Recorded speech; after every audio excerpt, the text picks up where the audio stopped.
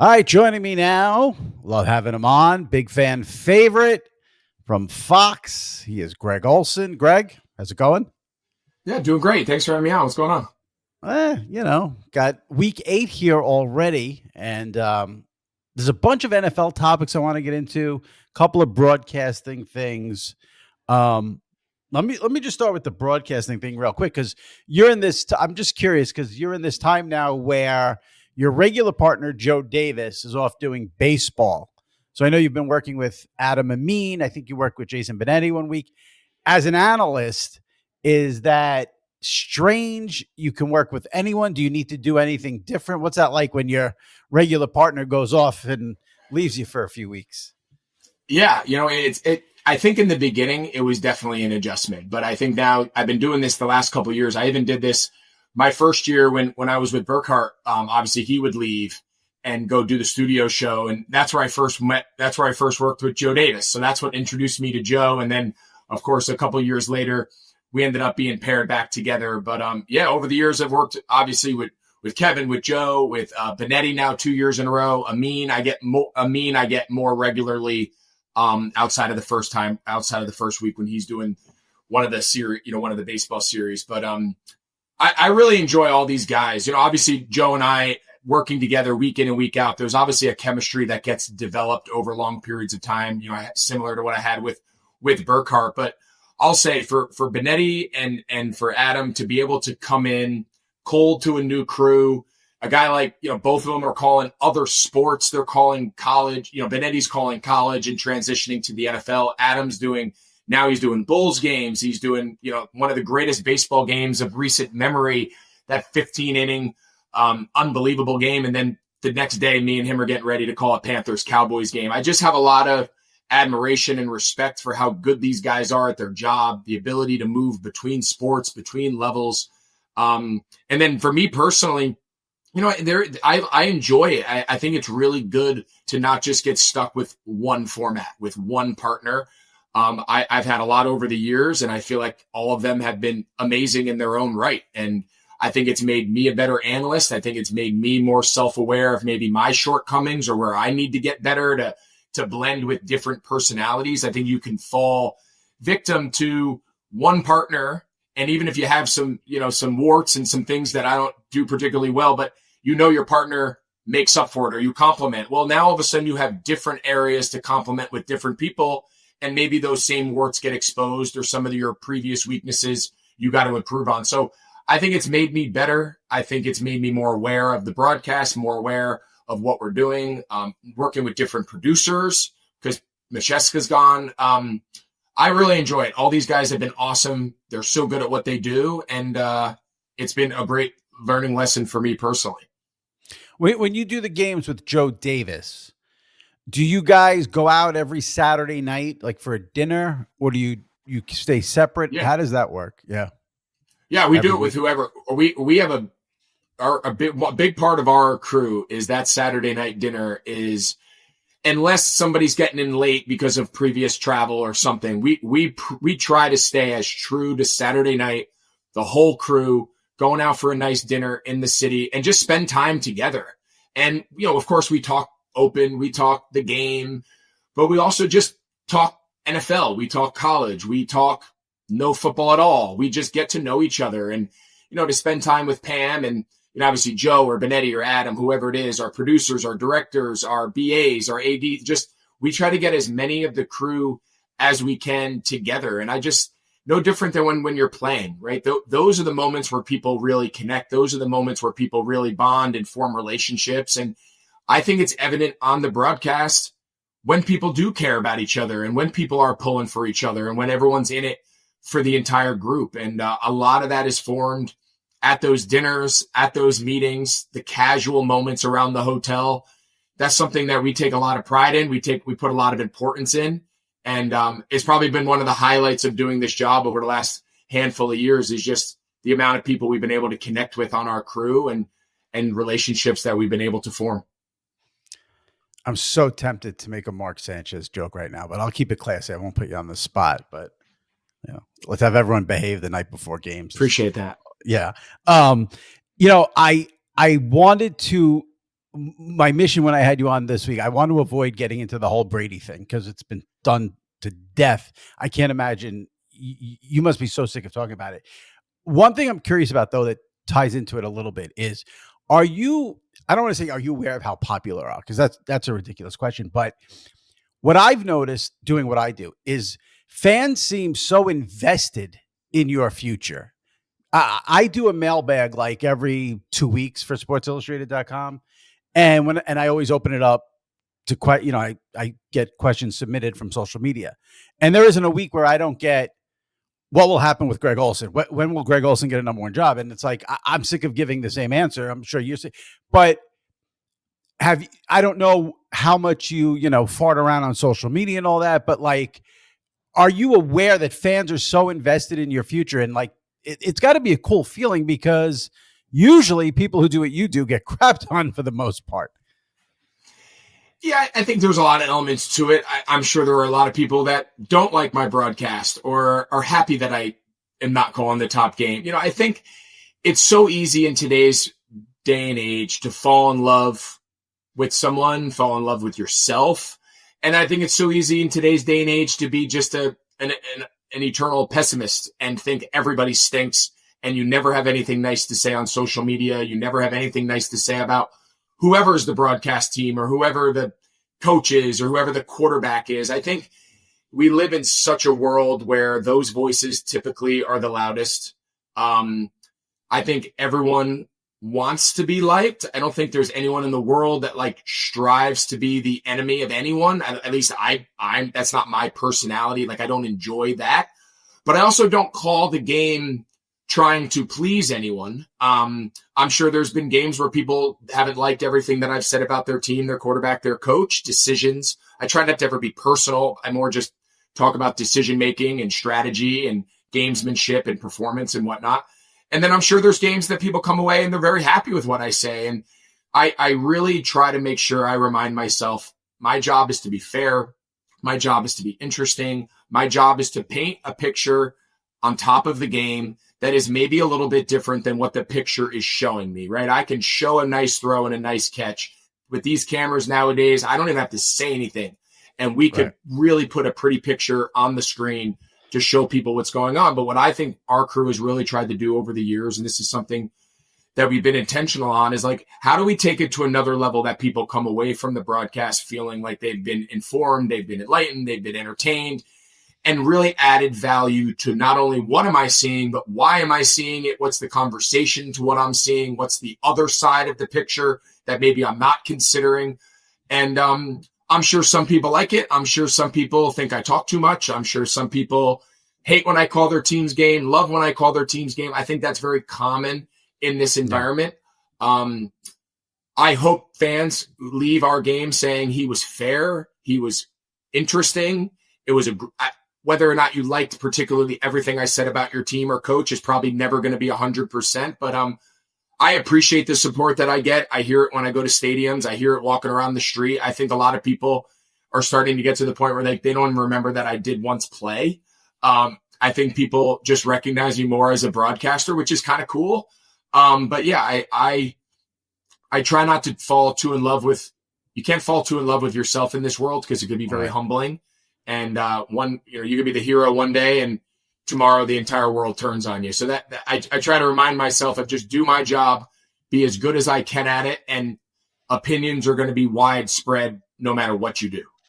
It's wild that people wouldn't remember you as it wasn't like you had just some ho-hum career. You had one of the better tight end careers in NFL history, and people know you more for broadcasting. That's crazy to me, but that's I look at it as a positive. I've been removed now 5 years, and people have obviously seen me a lot more and heard my voice a lot more on television and on shows and pods talking NFL. And it doesn't hurt my feelings. I'm proud of my career. I'm proud of what I was able to accomplish for as long as I did. But I'm also proud that I could be recognized in this field. And this is something that I hopefully can do for a really long time. It's a job that I really enjoy doing.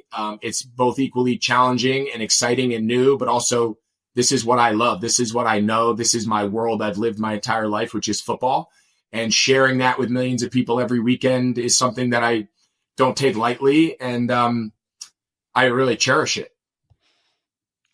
When you're watching other broadcasts, what do you wish analysts around the league on all networks, what do you wish they would do differently? What do you think, if you could, give I'm not asking you to rip anyone. I'm asking you for like a critique of what you think an analyst needs to do better around the league when you're watching games.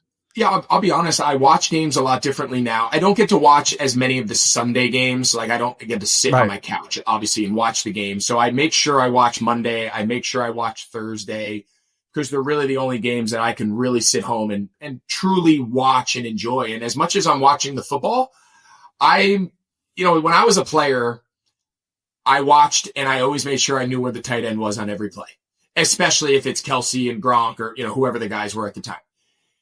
Because I wanted to see what they were doing, how they were being used. What, was there something that I could go back and say, all right, I'm going to go back and watch that film tomorrow and really study what they were doing. So now I'm listening. I'm here. I'm watching the telestrator. I'm seeing the replay sequences. I'm seeing what they're doing coming out of commercial break. I'm watching it now very differently than how I watched it as a football player. I think there's some guys that do a lot of really cool things. I think there's a lot of commentators that when I watch, I think imitation is the greatest form of flattery. I think there's elements of other people that you can mix into your broadcast and be like, I recognize that's really good. I like the way so-and-so does that telestrator. I like so-and-so's open. I think his open is really clever or really comfortable or whatever. So I watch an appreciation most of the time of what these guys are able to do and the product they're able to bring personally.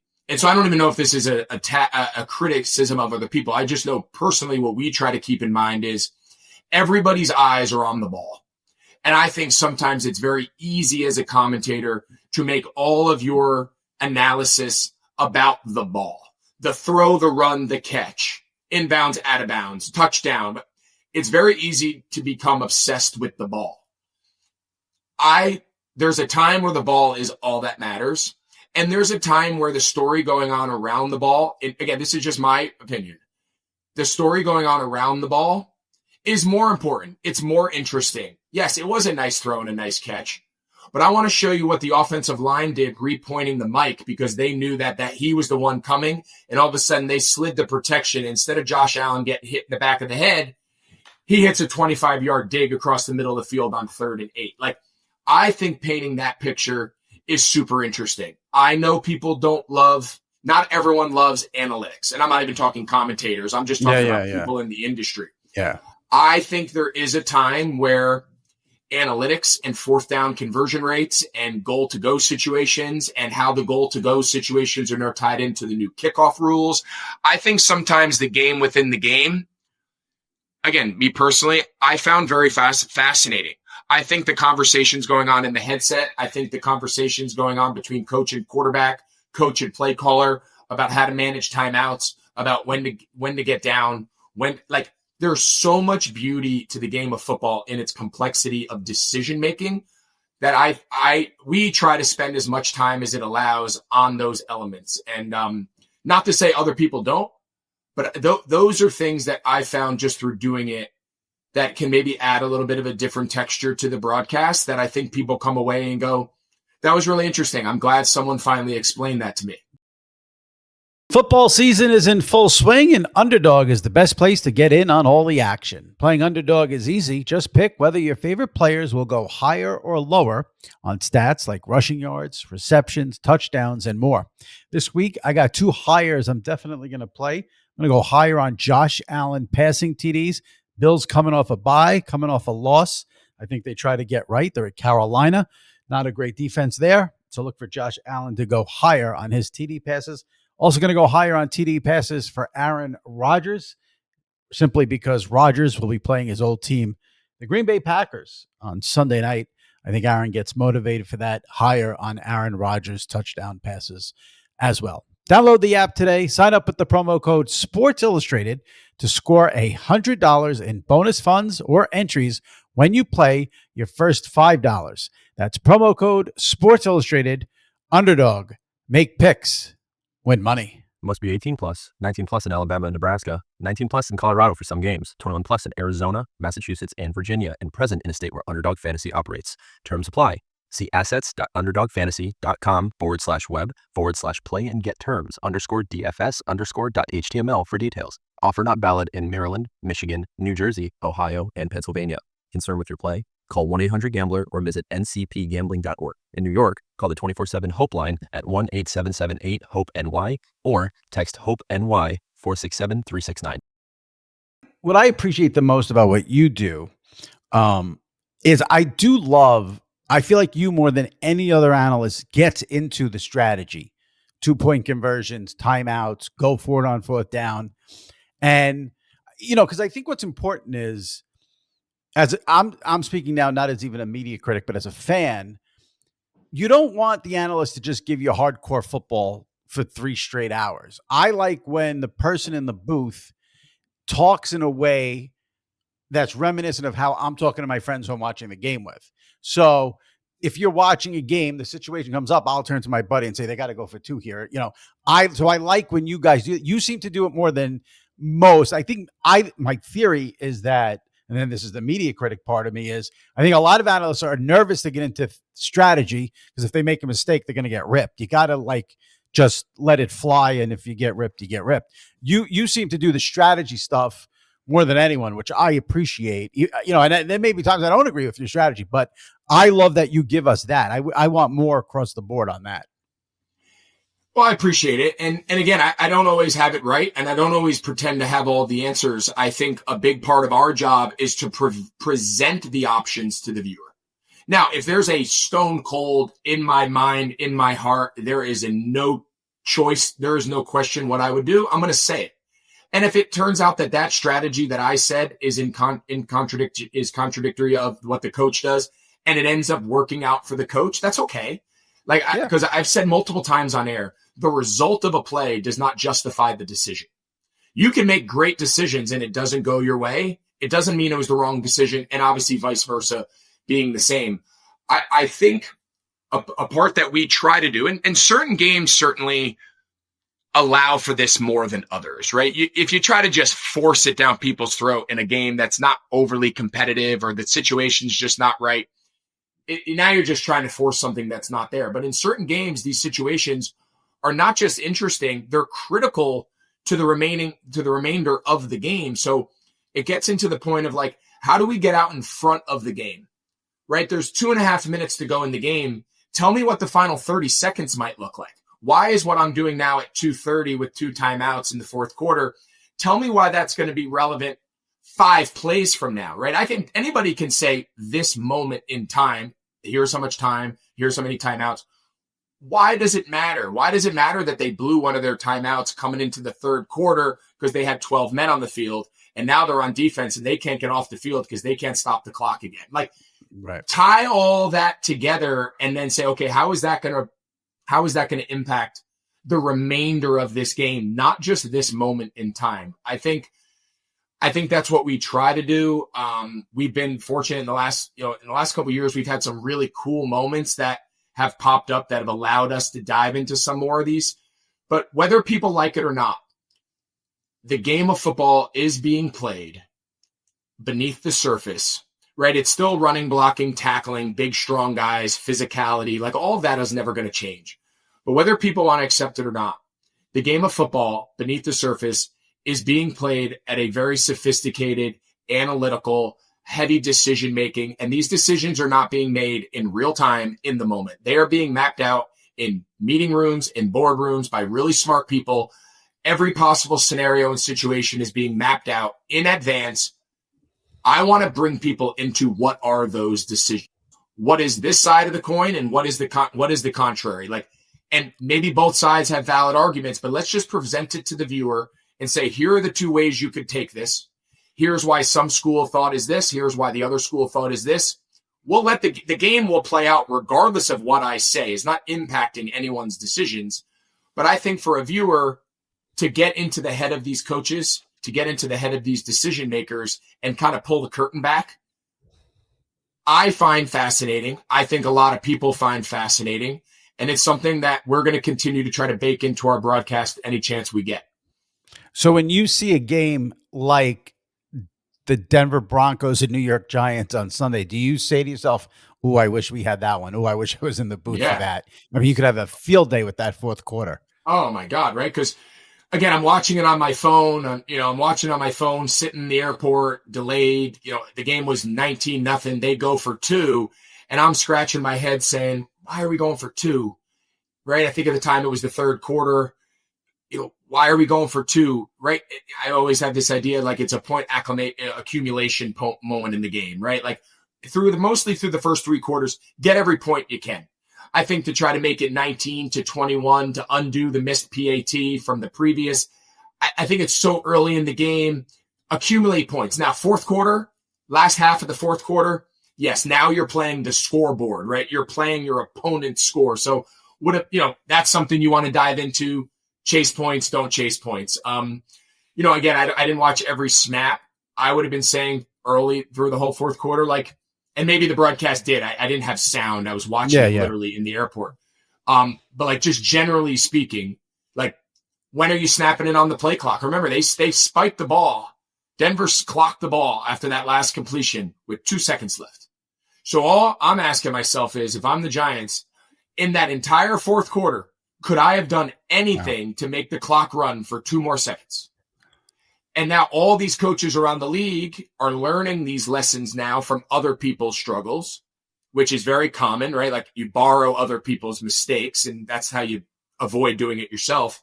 And you say, okay, if that's ever us, how would we handle the fourth quarter? Stay aggressive. Don't go run pass, which I don't think they did. I think they tried to stay aggressive. They threw on third down, which I actually didn't mind. I know people are killing Dable over it. I actually thought it was the right thing. You don't want to just go into a shell, but you got to ask yourself, what could you do to burn 2 more? So all these conversations throughout that fourth quarter as Denver's coming back, I think are fun. All right. 2 more sort of broadcasting things, and I want to get into some NFL topics. You have Bills Panthers this week. You had the Panthers a couple of weeks ago against the Cowboys. As a former Panther, all-time great Panther, do you like doing the Panther games, or do you feel like it brings maybe a little bit of that whole, he's rooting for the Panthers nonsense from people watching the game? Yeah, it doesn't bother me. I'll get that from Raider fan. You're going to get it from all fans, right? There's always going to be a side that thinks you're cheering for them and a side that thinks you're cheering against them. And in reality, we're cheering for close games. We're cheering for competitive football. We're cheering for good decision-making. We're cheering for drama. We're cheering for conversation. That's what we want, right? We don't want a 6-3 rock fight. We want offense. We want scoring. We want decision-making. We want drama. We want back and forth, lead changes, strategy. That's what we cheer for. I don't cheer for the Panthers. I don't cheer against the Panthers.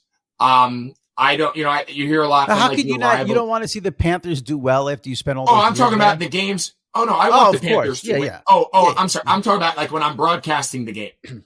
Yeah. On any given week, when I check the scores, I want to see the Panthers win. That's my city. My kids are fans of them. When I'm calling the Dallas Cowboy game a couple weeks ago, I'm not sitting there saying, "Oh my God, I hope the Panthers." In the moment of the game, the outcome of the game is truly irrelevant. You want a close game. That's what we want. We want competitive game. We want good game. We don't want blowouts on either side. Right. And we want the game to be within a score in the fourth quarter. That's rule of thumb that we try to abide by. Granted, people think we have control over it. We certainly don't. But no, so this week calling a Panthers game, it doesn't stress me at all. Obviously, I know a lot of people there and I want them to do well, but I have to also do my job. I really like Dave Canales. We go back to, I spent a year with him in Seattle. I root for him. I want him to have success here. But when he does a great job, at the end, when he goes for it on fourth down against the Dallas Cowboys to, in essence, seal the game instead of punting, which a lot of teams would have done, we were very adamant and clear that that was a great decision. Bryce Young throws a nice little pass. They catch it to Renfro, and they go down to kick a walk-off field goal. And that decision by Dave Canales won them the game. If he would have punted, I would have been critical of Dave. And that's the professional aspect of this business that everyone understands. It's not my job pump up friends, and it's not my job to beat them down. Like, it's just, you got to be honest and truthful. In that regard, he made a great decision. We were very complimentary. If it was the opposite, we would have been critical and gone about our day. So that's just the reality of this sport. If it seems like we're being very complimentary of a coach or of a player, they're probably really good and they deserve a lot of compliments. And if we're critical, more often than not, they deserve the criticism because of, whatever the circumstance is. That's really as simple as I can boil it down. And you lose credibility with the audience when you're not willing and able to be honest. Right. All right. Well, while you may not root for the Panthers, you must get excited about the commute when you have a Panthers game, I would assume. Oh my God. It's incredible. I'm home. It's like this will be the second now Sunday of the year that, I'll be sitting on my couch watching the afternoon kickoff. It's pretty awesome. So you're that close to the stadium? Yeah, I'm 20 minutes. Oh, that's awesome. All right, good. Yeah. All right, last one on broadcasting. This is a total hypothetical. This will be the one the aggregators poll maybe, and you don't have to answer it. But this came to my head as a legitimate question. But as I mentioned earlier, people are always, when is Greg going to get a number one job or lead job, blah, blah, blah. And then I was thinking about this. It's definitely going to happen where the NFL is going to get a full, whether it's 16, 17 game international schedule. And who knows if it ends up on YouTube, if it ends up on Prime, Netflix, etc. If it ended up where one platform got that international schedule and they wanted you to be their lead analyst, would that appeal to you, or would the international and the travel make you say, I'll pass, I'll stay at Fox as the number two guy? Well, it's a great hypothetical. Yeah. Certainly there's a lot of speculation right now about what these TV packages look like. We're a handful of years out from the opt-out and obviously renegotiating the deals. And I think over the next couple of years, that conversation is just going to continue to get louder and louder, which I think is great for everyone. It's great for the league. It's great for the fans. I'm joking when I say this, but like I had my one European trip, which was amazing. Calling that game in Dublin was a great experience. My travel home that week was a nightmare. It never makes me want to leave Charlotte ever again. But, to answer your question, and again, you know me, I don't like shy away from questions. To answer your question, and this is the truth, like, I think you consider any and all options. I'm really of the school of thought where I don't really ever shut doors on things without at least exploring them. I right now, I wouldn't sit here and say, oh, without a question, I'm signing up for that. But I'm also not saying it's out of the question, right? I'm not doing it. I think there's a lot of things you factor in. You factor in how old are your kids? Where are they in school? Are they out of the house? Do you have free time to be over in Europe for a month at a time or bounce back and forth?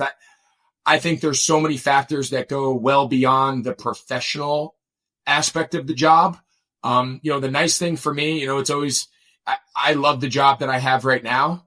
So like it allows all those other things to really just take care of themselves. I'm 40 years old.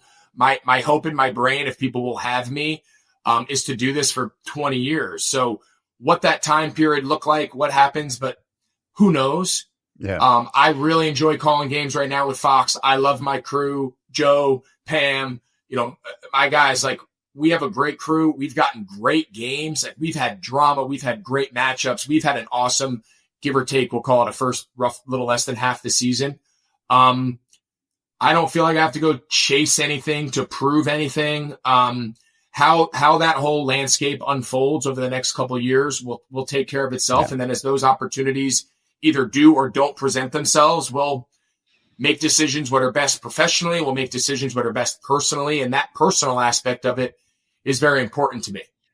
I appreciate you answering that, because it's probably not a fair question since it's a hypothetical. But I have to say, when I thought of that question last night, I became super intrigued now to see, like, when they do go to that full-time international schedule, how the broadcasts are going to work, because I'm a media nerd and geek. And it's like, are you going to, like, if it does go to one platform or network, would they have one crew doing international games? Like, it would seem like you would actually need multiple crews. So that part of it's going to be fascinating. And then I'm like, oh my God, there's a job, because everyone's always trying to find you a number one job. And I thought, throw it out there at you. So I appreciate you answering that. All right, you had Minnesota, Philly this week, going to some NFL topics. We saw the Tush Push has been a huge topic throughout the season. We saw a wrinkle with it, with the Vikings having a guy lay on the ground. It seemed like where does Greg Olsen stand on leave it in the game, take it out of the game? Because that seems to be the number one hot topic this season. Yeah. Yeah, I've been clear, both on our broadcast and we've called Philly games on shows. People have asked me a million times. I think they've earned the right to have that in the game. I think you look around the league, that the assumption is that everybody does it so well and that everybody has, found this free loophole for a free yard and a half anytime they need it. And the reality is that's just not true. Philadelphia is disproportionately better at it than everybody else, both in terms of the willingness to do it and also the ability to execute it. So, we actually had this conversation on our last two Philly games, and I think if more people thought about it through this lens, I think it would change the perception of the play. So everyone's worried about the aesthetics of the play, the visual appeal. This isn't real football. It's boring, right? Everyone has their take on it. But when you boil it down, the sophistication of how they utilize that play and they bake it into the rest of their execution of their offense is actually very brilliant.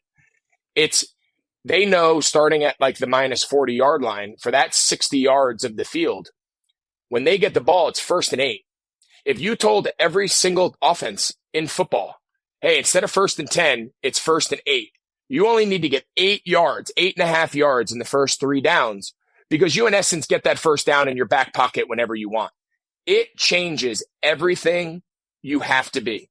You don't have to be the best, most efficient offense in the league on 1st and 2nd down anymore to make it 3rd and medium, because 3rd and 5 right now is 2nd and 5. And on 3rd and 5, they throw short of the sticks. They run the ball. All the things that are a little bit contrary to the rest of the league's approach in those situations is all because of their ability to take into account that play. So it's not so much the play, it's what the play allows them to do on all of the other plays. And I think that conversation where we give credit to Sirianni and we give credit to the offensive line for their willingness and ability to execute the play, what that does to the rest of their team, what that does for their ability to play from the lead, what that does to their ability to weather their run game's not as good this year with Saquon, well, they're able to make up for it because of their ability to maintain drives and maintain possessions and whatnot. So I actually think the conversation around the Tush Push is a lot more interesting and sophisticated than people want to make it. And for that, I think they have every right to use that play to their advantage. And until other people figure out how to do the same, that's not Philly's problem. Right. I do think you said it at the beginning of your answer. It does seem like the issue is more about the aesthetics, about what it does. When they had the and I've always been sort of neutral on it. I've always been like, leave it in, take it out. I don't care. It doesn't, there was the Thursday night game against the Giants where they ran it 4 times in a row. It became sort of like comical. And now the Vikings have people laying down to try to stop it. So what you're saying is 100% accurate. It's really about the aesthetics of it. And there's also the argument that they're false starting on most of them, which the refs are not calling for some reason. They got called on a false start. They got called on a false start in our game. And and then there was actually a false start. Somebody went to line up and do the Tush Push the other day. I saw it and got called for a false start. Was it? Well, no one else knows how to do it. That's the problem. Was it the Monday night game? I can't remember who it was. It might have been the Monday night game. But I guess my response to the aesthetics aspect of it is, what if they lined up in the I or the T formation and they just ran fullback dive? Is that an aesthetically pleasing play? It seems more of a football play. People have been running quarterback sneaks for 75 years. But not with people shoving the guy, I like I said, I'm sort of neutral. If they keep it, it's fine. If they take it out, it's fine. But I'm beginning to get why people don't like it. If it was, I guess that the issue that I had, if the entire league was doing this, and instead of one team doing it 3-4 times a game, we were having 20 tush pushes a game combined, and across the league, there were hundreds of tush pushes in a given weekend, and we really muddied the game of football, and we could just make a blanket like, you know what? All of you now no longer can benefit from this play. I think I'd be okay with that. Yeah. But that's not what we see. We see Right. teams 100%. now trying to do it with tight ends, and they run the tight end in. And like, everyone understands the significance of the play. They don't like defending it. All these teams that don't like defending it, my guess would be if you were better at executing it and you thought you could do what Philly's doing with what we just talked about with how it's baked into their play calling and decision making, I think they'd be more willing to defend it if they were able to do it. Yeah. So I think it's hard to unilaterally punish one team for being disproportionately better at something than the rest of the league. Right. I don't know. I think that's definitely a part of it, because then other teams do it and they can't do it, and it just infuriates people. But I don't understand. Right. It'd be like saying right now, does everyone like seeing the teams? All right. So we have the new kickoff rules, right? That was my next topic. So all right. Well, go ahead. I'll let you ask your question then. Well, no. I was just one thing on the Tush Push. The one thing I don't understand is I don't understand why more teams don't throw out of it. I think if you threw out of it, you could succeed more than running it, but I don't. I'm not a coach, but that's just my 2 cents on it. All right. Yeah. The rules. I was going to say, I said the Tush Push has been the biggest sort of, outside of individual players and wins and losses, the biggest storyline. I'm surprised. The biggest storyline. I've seen some people talk about it. You mentioned it earlier about strategy. To me, the biggest thing that's going on right now in the league is how the new kicking rules combined with the field goal kicking going to another level and the balls, et cetera, is how that has changed the game completely. If you have more than like 15 seconds left, you can make any comeback, it seems like these days. And I don't know if that's good. If it's certainly good from a ratings perspective, from an excitement perspective, which is probably what the league wants. I think, I liked it when the ball, team started at the 20 and they had to go 80 yards. To me, that was football. Now it's, you get the ball at the 35 or 40, you complete 2 passes, you kick a field goal. Like it's kind of wild how much it changed with the new kicking rules this year. I feel like it hasn't been talked about enough. You like it? You don't like it? Where do you stand on it? Am I crazy? Yeah, is my analysis wrong? I think you're right. I think the key to all, again, similar to the Tush Push, and I think this is like our responsibility as analysts, as broadcasters, whether it's on shows, whether it's on air during the game, is to like paint the entire picture of not just the kickoff, but okay, like what has that kickoff now done for the rest of the game? So like, for instance, we've talked about this on air, because we had the Rams a couple weeks ago, early in the year, and they're incredibly good at kicking those dirty kicks and the ball's bouncing, and it was the Philly game. Right. And they had a really hard time fielding the ball and it was bouncing, and their drive start is like the 21, 22 yard line. And the rest of the league's on average out at like the 30. And then of course the touchback is 35, et cetera, et cetera. The part that no one wants to talk about is how it's impacting teams on offense, right? In the old days, when the touchback was on the 20, if I had the ball on the 5 yard line and it was 4th and goal, I probably kicked a field goal because I said, okay, I get 3 points. If I fail, you'd have the ball at the 5. But if I kick a touchback, you have the ball at the 20. It's only 15 yards, but I got 3 points. For 15 yards, I got 3 points. Now, because of everything you just said about the kickoff, as an offensive coordinator, I'm saying, sure, I got 3 points, but I don't want a kickoff. The kicking off stinks unless you score a touchdown. Right. So I'm not going to kick a field goal because my 3 points is not worth giving you the ball at the 35 yard line. That's 30 yards of field position. And all I got was 3 points out of it. I'd rather you have the ball at the -5 and I don't get any points than give you the ball at the 35 and you're a 1st down and a half away from getting your 3 points right back. Right. So that's where we're going to see teams now start learning this, especially if you're not good executing the dirty kicks, we're going to see teams now saying, you know what? I'm not kicking 30-yard field goals anymore.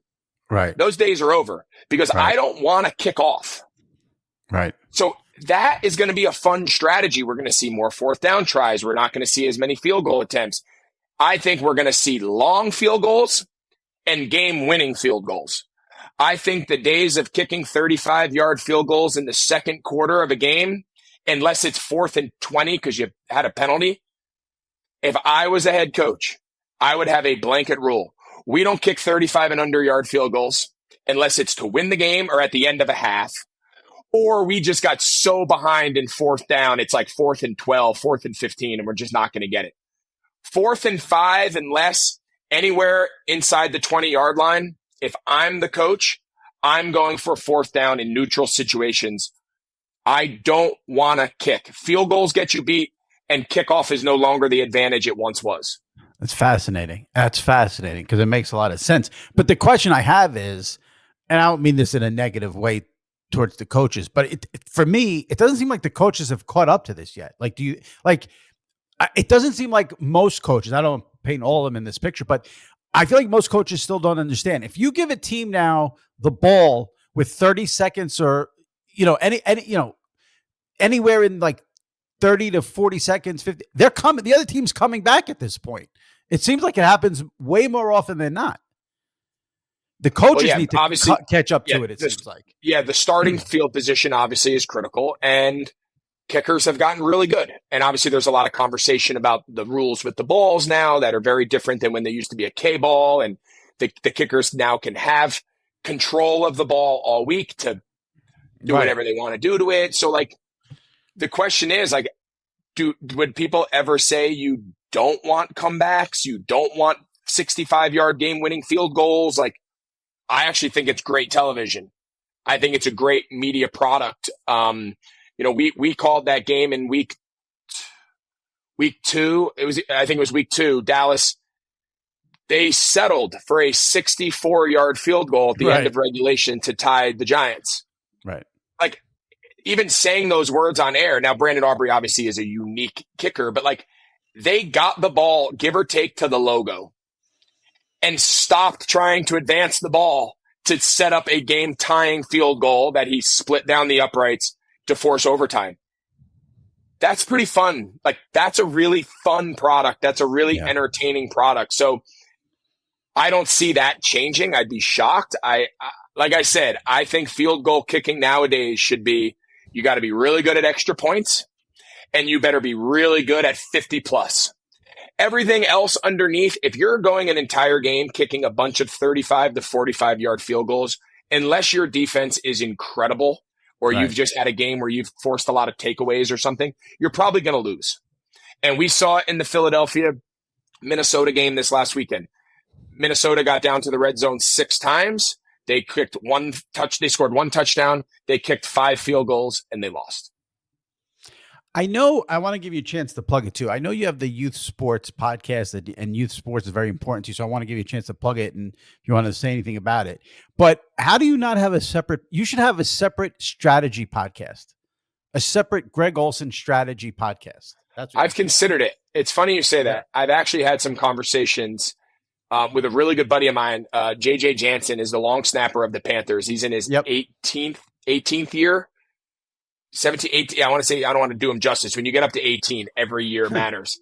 So I think he's in his 18th year. He's a really close friend of mine.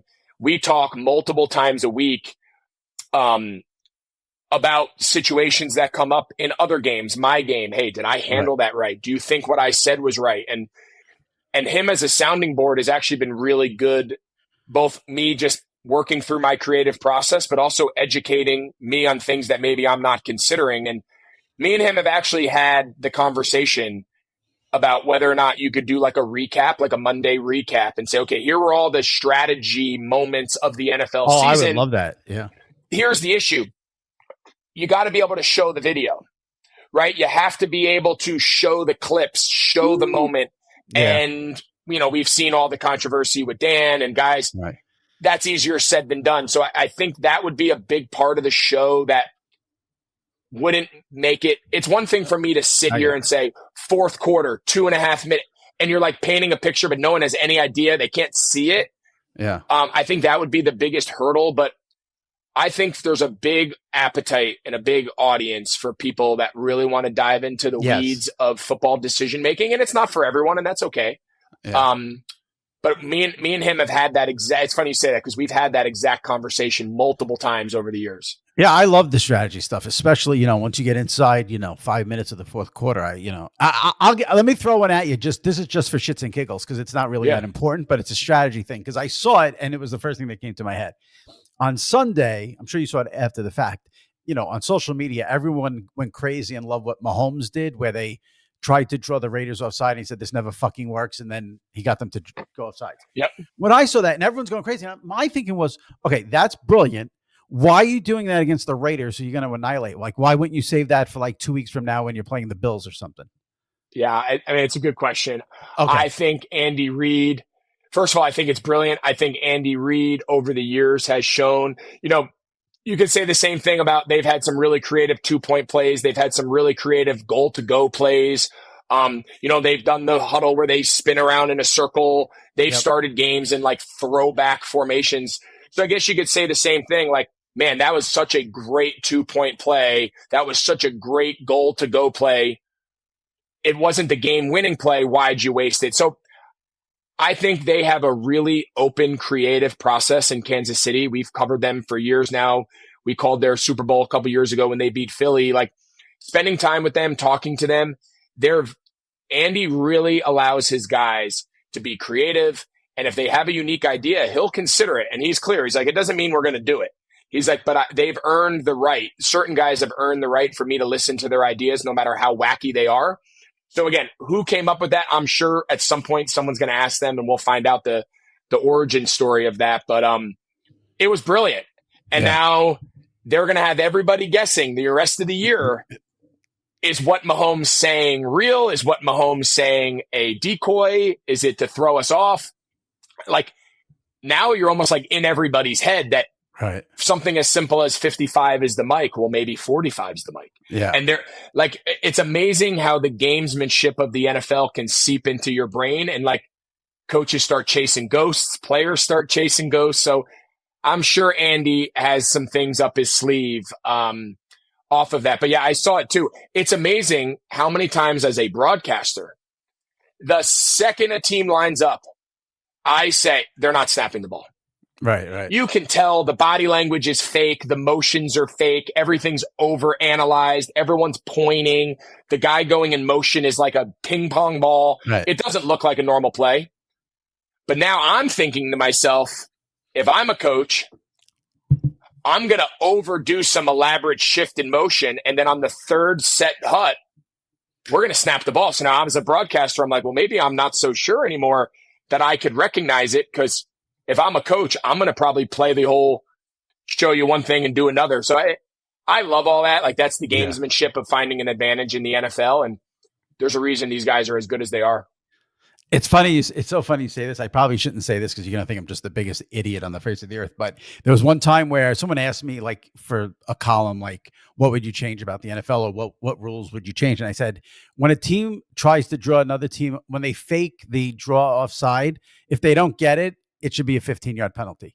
Because like you said, I hate when they're so over the top. The players are shifting all over, the quarterback screaming, like you described it perfectly. And then it's, the flag comes and it's delay a game. It's like, I feel like you should be penalized if you're not good enough at drawing them offside. Maybe 15 is harsh, but maybe 5, but something should be. I mean, I get the spirit of it. I'm not sure if I would necessarily sign up for it, but I will say, I think coaches need to use that narrative to their advantage. No different than what Mahomes and Andy Reid did with Kansas City this weekend. Like, do some crazy, elaborate, fast shift, and then on right when it looks like you're never going to snap that ball, and maybe the defense just relaxes a minute, or that defensive tackle puts his knee on the ground, or they just lose their edge for that split second, snap it. Like, there's a lot of ways to manipulate the game if you have the confidence, A, in your group, and B, like, you have the guys that have the maturity to handle it. Yep. All right. Before we wrap, I do want to give you a chance to talk about your pod. I know you sports very important to you. You've had some phenomenal guests on the pod. Give me, let me do this. Give me, if you could give anyone listening to this podcast with kids one piece of advice for a kid going into youth sports, what would it be? It's not a race to 12 years old. And I think you're seeing it more and more and more. We want kids to know what's their sport of the future. We want kids to know whether you're going to be a professional. We want kids to stop all other things in their life over that one given sport. And that age is getting younger and younger and younger. When I was in high school, you didn't stop playing all the other sports until you were lucky enough to go play in college. And then it was like, okay, you're going to college now. You can't also play basketball. Then it started creeping into high school. And it's like, all right, by sophomore, junior year, you got to know what your path is and you got to pursue it. We're now doing it in fifth grade. We're now doing it in sixth grade. And these kids haven't hit puberty. These kids have never had a boyfriend or a girlfriend. They've never been to a party. They've never had any life experiences. And we're trying to figure out whether they're basketball players, volleyball players, soccer players, baseball players. And we're trying to project the next 7 years of their life at 12 years old. And I think it's hard. I think it's not in the kid's best interest developmentally, both physically, emotionally, mentally. I think there's a lot of pressure right now on families to make decisions. I think everything's a decision, from who do I play for to what sport do I play to what seasons do I play it. I think it's getting younger. It's getting more difficult. And I think the aspect of sports that I think we're losing is the vast, vast, vast majority of these kids will never make $1 playing sports. Right, right. If the idea was to create professionals, it's a broken industry.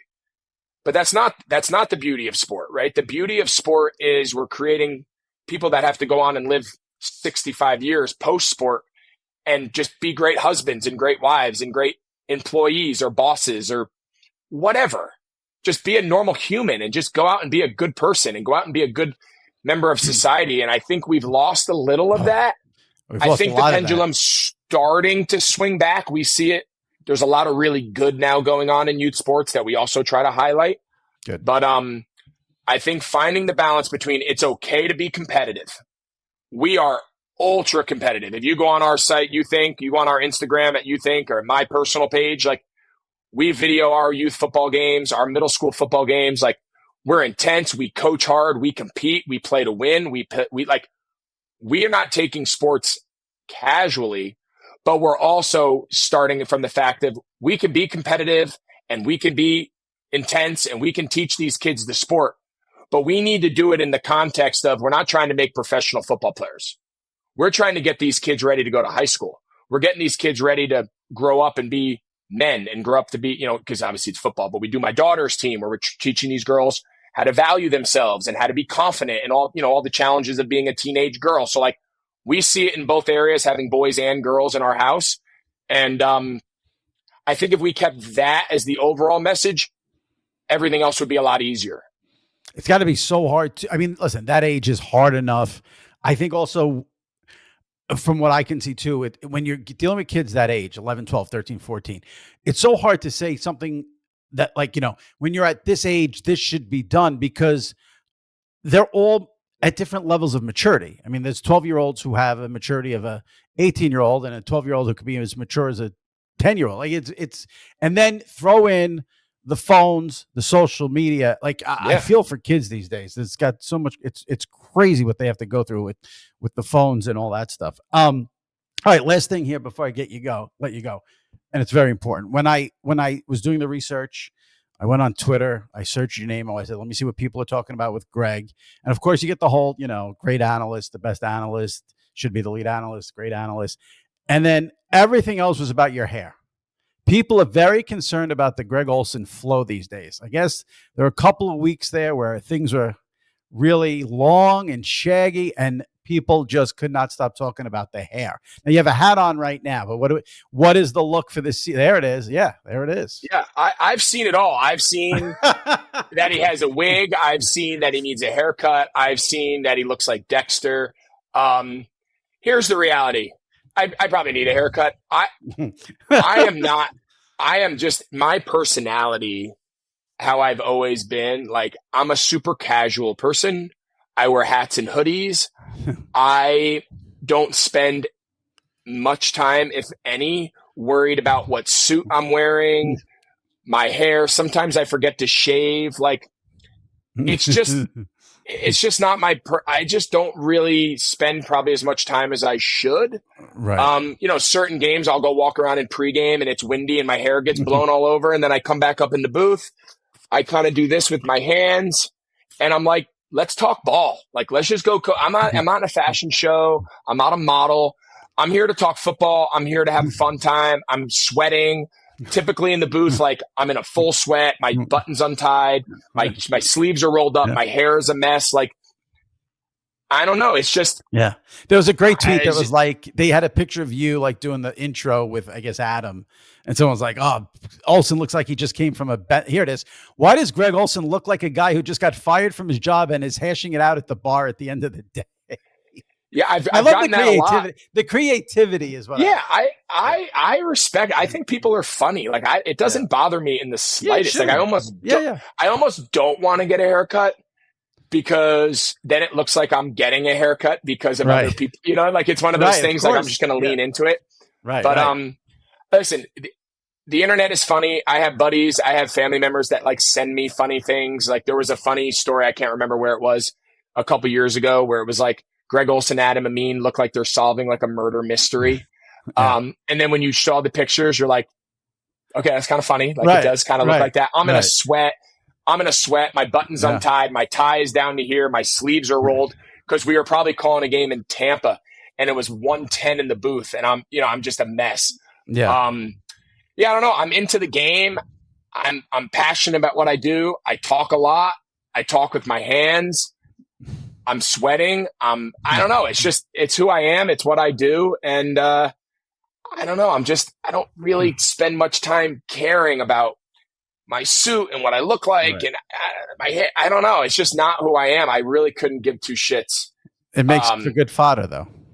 Yeah. I'm a football guy. I'm trying to talk football and have a great time. And if it was up to me, I'd wear this. If I could, I'd wear this in the booth and just sit at the bar and talk shit and talk game and talk ball and have a blast. Like, that's more my style, but, whatever. Yeah. I never understood why broadcasters had to wear suits, but yeah, I mean, I get it. Like, we look nice. We're speaking to millions of people. Like, I don't not like to wear suits. It's not my preference, but well, I have to say on my scale, on my list of concerns going into a game, it is like so far down my list. Yeah. Well, on this topic, I will always be indebted to you for getting me these monster numbers on social media when I tweeted the picture of you at McCaffrey's wedding. I just pulled up the tweet now and it has 2 million views. So thank you so much for the engagement because you're welcome. Everyone loved that. And and you came on after and you said that was before you even had any cocktails. So that was McCaffrey was on Kittle's podcast and he said the exact same thing. Yeah. That's so great. I'm not a liar. No, I believe you. I'm a energetic. I don't know. It's my jersey. It's my jersey in me. I love it. Well, listen, I'm from Long Island. It's the same thing. So I get it. Yep. Maybe that's why I enjoy the game. But like I said, I love the strategy. So keep get that podcast going. I want to listen to that. It's a good point. I'll look into it. I appreciate it, man. Thanks. Anytime. Greg Olsen from Fox. He's got Panthers, Bills, and the You Think podcast. Check that out. Thanks, Greg. Be well. Appreciate you. Thanks. All right. Thanks.